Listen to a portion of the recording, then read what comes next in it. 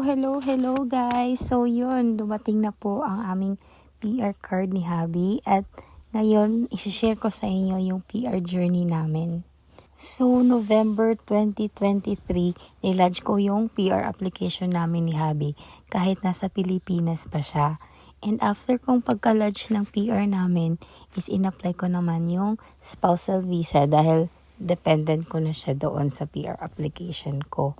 Grabe. Ang dami-dami naming pinagdaanan financially, emotionally, lalo na financially kasi hindi po basta-basta, lalo na pag nag-a-apply kayo ng mga visa application. Pero thank you Lord kasi may mga tao kang ginamit na para tumulong sa akin.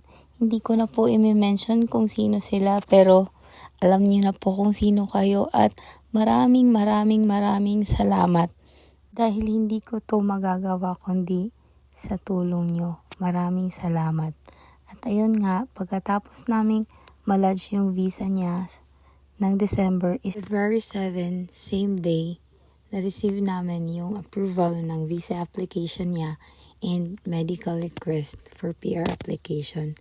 At ayun, at dahil nga approve na yung visa niya, kahit hindi pa natatatakan yung passport niya, ay binuko na siya agad ng ticket papunta ditong Canada. So, March 19 is yung flight niya. Grabe ang puso ko dito. Tumatalon sa tuwa. Dati pinag-prepare lang namin to.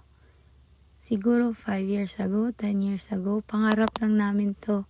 Pero ngayon, thank you Lord kasi unti-unti naming natutupad yung dating tanong lang, yung dating pangarap lang, yung dating pinag-pray lang namin.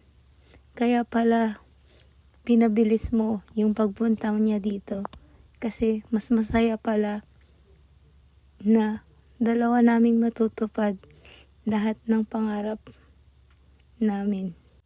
Pero mas masarap pa rin kung ang plano na yon ay galing sa'yo. Lord, maraming salamat pero malayo na.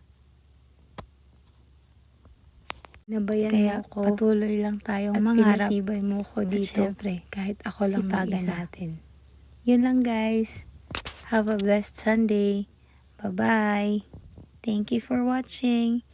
See you on my next vlog.